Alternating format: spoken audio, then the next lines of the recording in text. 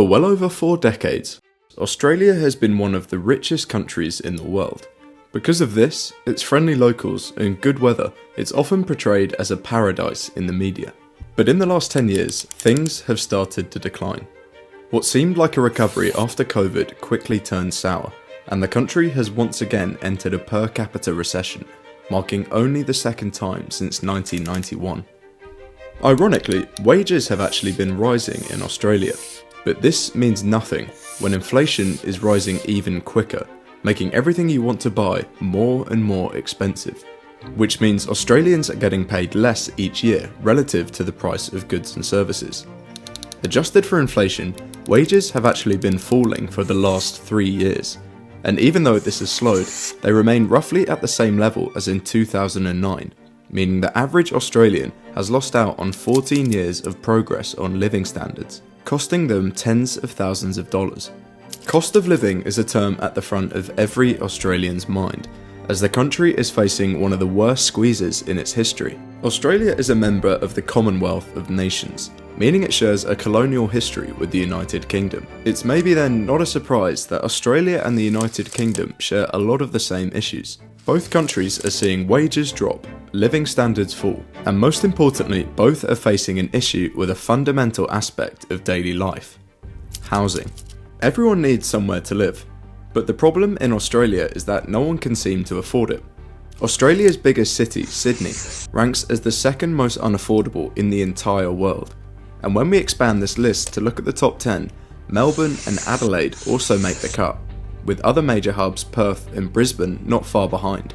The prospect of owning a house is increasingly becoming a dream for many across the country, especially for those entering the housing market for the first time. Unfortunately, Australia's problems don't just end there. As it stands, even by 2028, real wages will be the same as what they were in 2014. And unless they grow faster than they did before the pandemic, the gap in living standards could persist until the 2030s. What's ironic is that every year, hundreds of thousands of people move to Australia in search of a better life. And this, in some ways, is contributing to the problem. It's not hard to see why people want to come. Australia is one of the most beautiful countries in the world. But behind this picturesque postcard is a grim reality for many Australians. So how did Australia get like this? And will it get better soon? An issue in the centre of Australian media right now are recent measures to crack down on migration, and there is often bias and misinformation surrounding this debate. To help me research this topic and other points in the video, I've been using Ground News, and I'm really happy to announce that they are the partners of today's video. The media today has become ever more polarised and falsified, but with Ground News, when researching an article, I can see the number of sources and also the distribution of the political bias. Each source is also given a factuality rating, which feeds into the article's overall score. And using this timeline and geography feature, we can also see how journalists from different countries report on the source. Like India Today leading with the headline that the visa fee will hurt Indians, whereas Australian SBS takes a different approach. With over 50,000 sources, you can follow specific topics worldwide to uncover stories mainstream media may not be covering. I'm really pleased to be sponsored by an independent platform that is leading the way in bringing back impartiality to the media. So if you'd like to get a bias-free approach to news, you can scan the QR code or go to the link ground.news/invisible, where our viewers will get a special 40% off the Vantage plan I use to get unlimited access to all of their features. Click the link in the description to find out more. Australia has been a relatively prosperous country for most of its history, ever since European settlement at the end of the 18th century. In fact, by the end of the 1800s, incomes were around 40% higher than they were in the United States. But Australia's economic fortunes really shifted in the 20th century, with boom periods occurring in the 50s, 60s and 90s, but all for slightly different reasons. It's no secret that much of Australia's initial economic success was based around resource extraction. Being an island roughly the size of Western Europe and the United Kingdom combined, Australia is of course littered with an abundance of valuable natural resources. Broadly speaking, the 3 resources which have defined Australia's economic success have been iron ore, coal and natural gas. But most notably iron ore. Widespread extraction began in the 1950s and 60s, when a lift on an export ban flooded the area with private companies looking to secure leases so they could begin extraction. In the 60s, these companies started exporting to countries all over the world, particularly in newly industrialized nations like Japan, who were undergoing rapid growth and needed iron ore for production of steel.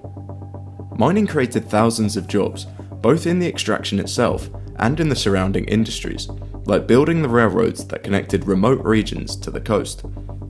And it also meant Australia could begin to invest in areas to diversify its economy. Money was diverted into education to ease the transition into a service-based economy, which significantly expanded access to secondary and university education.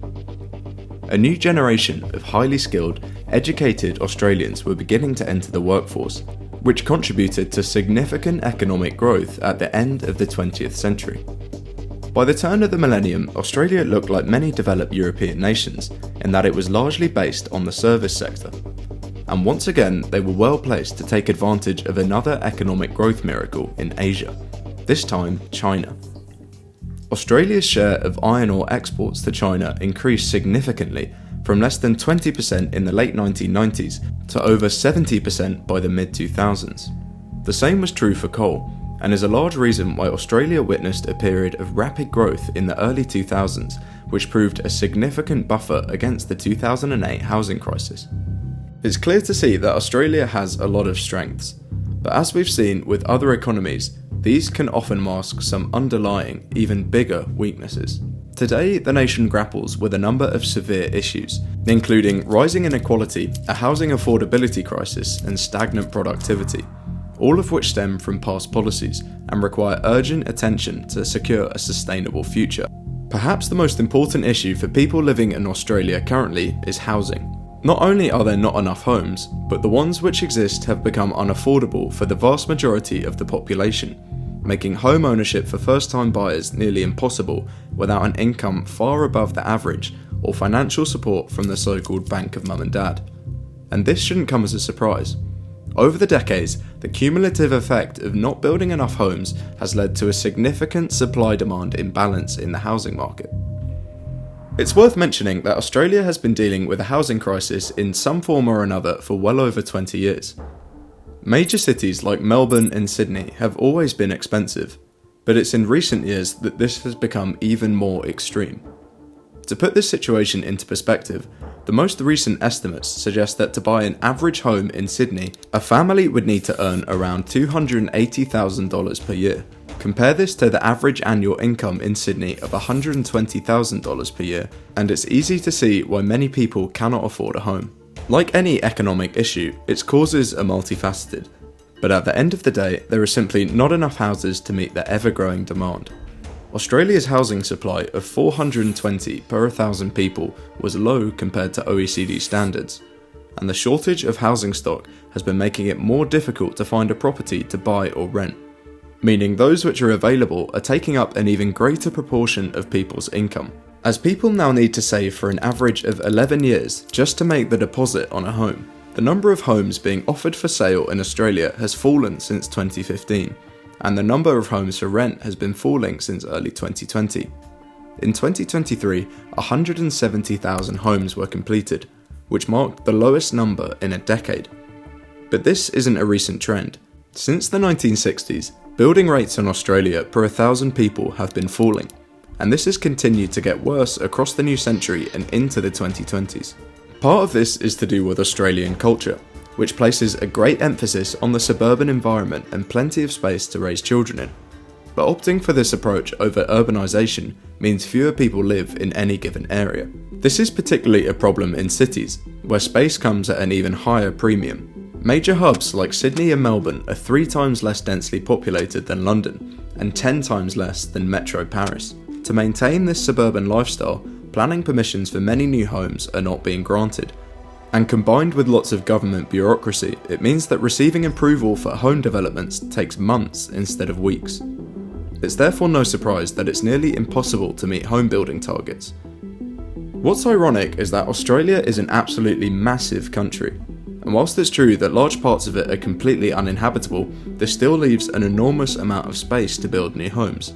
but instead the price of land, and with it homes, continues to increase. An issue which some believe is adding to it is that of immigration. Each year, hundreds of thousands of people come to Australia, and they too need somewhere to live. In fact, in the last 3 years after COVID, this number has spiked, as in 2023, Australia welcomed nearly 720,000 people, the highest number in the last decade. As more people compete for the same stock of housing, prices will inevitably increase. But this is an effect which tends to be greater on the rental market, as those entering the country are usually on temporary visas and therefore don't have a large impact on housing prices.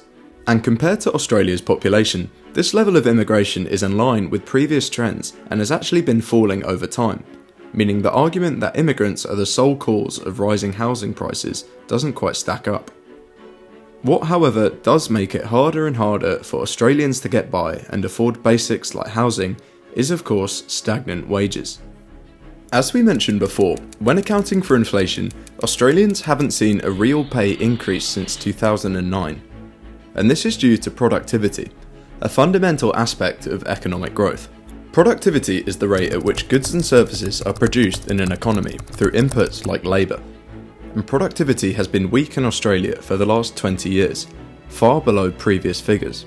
Because of this, economic growth has remained weak, especially when accounting for a slowdown in exports to China, which drove this figure in the early 2000s.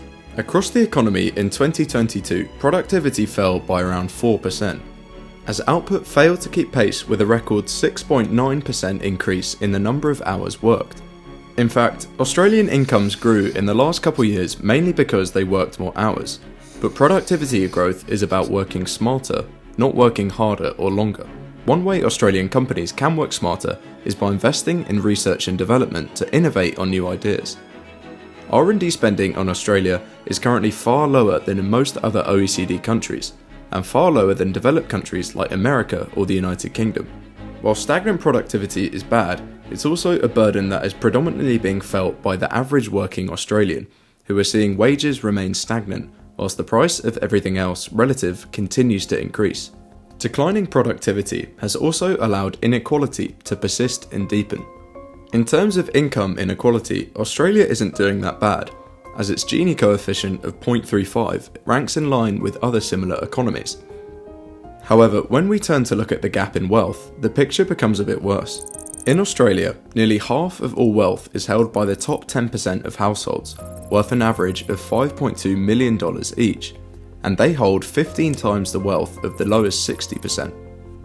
This shouldn't really be a surprise based on what we have described so far, as when assets like houses are appreciating far quicker than incomes, there will inevitably be a huge gap developing between those lucky enough to own assets and those who do not. In fact, the senior economist at the Australia Institute has described the country's growing inequality as on steroids. This was based on a report which showed that 93% of the economic gains in the previous decade went to the top 10%, whilst an overwhelming majority of Australians saw just 7% of the benefit, a figure which is far greater than any other point in Australian history. Inequality slows down a country's economic growth. When this gap widens, people with lower incomes tend to spend less, but they are the ones who would usually spend extra money if they had it, unlike wealthier individuals. As the rich get richer, they often invest in things like the financial market and real estate, and whilst they increase their wealth, they are less likely to contribute to economic growth by creating new businesses or jobs. At the same time, people with lower incomes can't afford important things like a good education, which limits their opportunities to improve their lives and contribute more effectively to the economy. It's worth noting that the level of wealth inequality in Australia is still far below the global average, and below countries like the US and the UK. But this is an issue which gets worse every year. And as any country becomes more unequal, issues start to arise, as there is a growing sense of discontent, especially amongst the majority who feel downtrodden. With economic issues, especially surrounding housing and inequality, it's easy to point the blame on a single individual or government. But the reality is that these issues have been growing in Australia for decades and have been consistently ignored by multiple governments on both sides of the political spectrum. These are issues which are in dire need of addressing and require cross-party collaboration to solve. But given the current track record on housing and the current lack of urgency to do something about it, it looks like this and many other issues will persist in Australia for many years to come.